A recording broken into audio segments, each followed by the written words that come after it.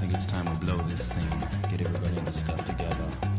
Okay, 3, 2, 1, let's jam. Ssss Gridman, or if you're part of the Hunter x Hunter crowd, Ssss Gridman, because, you know, the dot is just there to make it look nice. We don't talk to those people. It's a new show this season that all the big YouTubers praise as the second coming of Christ. The former show getting the same praise being Playing It With. And most of the community kind of went, it's okay. Well, at least they did, but apparently after Playing It With ended, it went from like a 6.7 to a 7.4 or so. Anyway, back to Ssss Gridman. Now, I dropped Ssss Gridman after 6 episodes, but apparently just like Playing It With, this too had some godly ending that rivals Evangelion.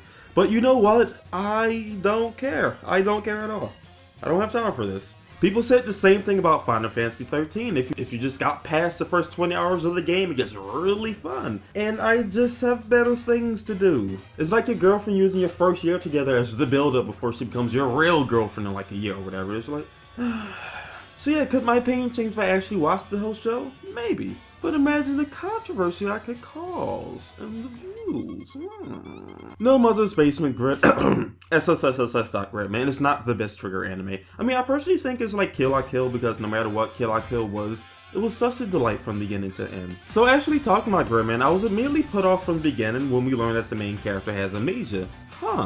Just like that other show, interesting. But it's not the worst thing in the world. Well, what the first episode does is let us know that this isn't a show that you should be taken seriously. Our main character has amnesia, but he's destined to save the universe in his Megazord, and he gets his mission from a talking toy in a 90s computer. The fight scenes, though kinda cool and generally well animated, looks cheesy as all hell. And if that's your thing, then cool, you know, you do you, bro. It was supposedly animated like this to imitate the live action show that the anime is based off of, and I think it looks awful. Listen, I've sat through dumb shows before and I've had a good time, like Prison School, which is way better than Science Gate. They'll fight me on that. But back to the main character. Protagonist, even though he has amnesia, for the first maybe 5 or so episodes, he actually takes a back seat and the show focuses on other characters. And we don't actually get to know him that well during the, I guess the first half of the show. So while other characters get the spotlight, our protagonist is mostly just fighting the kaiju, which is bold. I mean, it works out perfectly here because he's the most boring waste of space I've ever had the displeasure of watching this year. But that's bad. You don't want me to dislike your main character. Or at the bare minimum, you don't want me to write him off because the show is busy with other things. So, like I said, bold direction for the show. But protagonist isn't the only problem. He has a whole gang of losers. The female lead implies that she vaguely knows the main character and helps him get home in the first episode. And then after spending another episode with him, she kinda starts to like him. I mean, geez, that's being a bit loosey-goosey with your character development. Now, you can take these one of 2 ways. Either in the first episode, she lied about how much she knew him, or secondly, she's a thought that must be damaged. Very plausible it's a form and she has this relationship with him that will be explained later in the show, but again, I don't care. I don't care. I have better things to do than wait for the show to get good. And then we have the other guy. Now, my only problem with film is that he's also all of a sudden likes the lead female character, and I'm pretty sure they didn't hang out at all. So after 2 episodes of being together, you already have a love triangle forming. And not just that. No, not just that.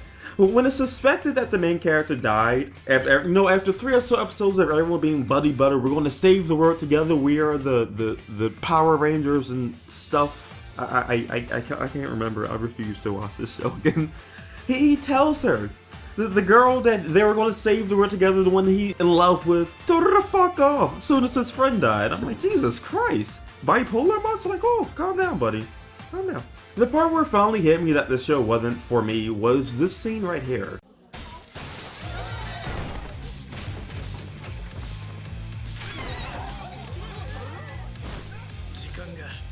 Well, since a scene inspired by Kill la Kill, I think, hopefully the scene I put up doesn't make me look stupid. And that's when I thought that this show's actually pretty cool. Sugoi desu even. But things can't just be sugoi. You need good writing, likable characters, a decent pacing. Sure, the character designs look nice, and the villain is the most interesting about the show because of the few character moments shown so far, and But being cool with the promise of being good later doesn't cut it for me.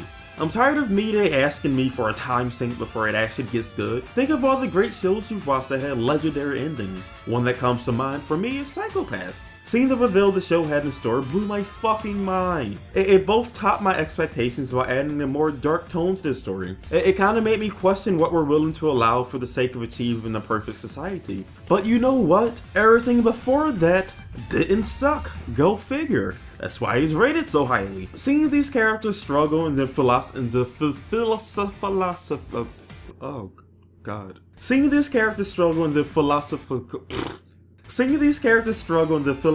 debates the show wanted to present will forever implant it as one of my top anime of all time. And that's the problem. Shows shouldn't get a pass, Psycho Pass, just because the ending is amazing if everything before that's just so meh. And that's why I dropped Ssss, too many S's, Gridman, because there are better things I could be doing with my time. So yeah, overly cheesy, all the characters suck ass, the pacing is all over the place, and they just happen, I guess. I mean, it looks nice, I can give it that. The characters do look nice, I do like my thigh gaps and other things. So hey, this is the end of the video. If you enjoyed it, please like, comment, subscribe to my channel. And if I'm just flat out wrong about Ssss Gridman, and it's actually worth watching all the way through, then let me know. Also, the first half of Darling Friends craps all over Gridman. Peace!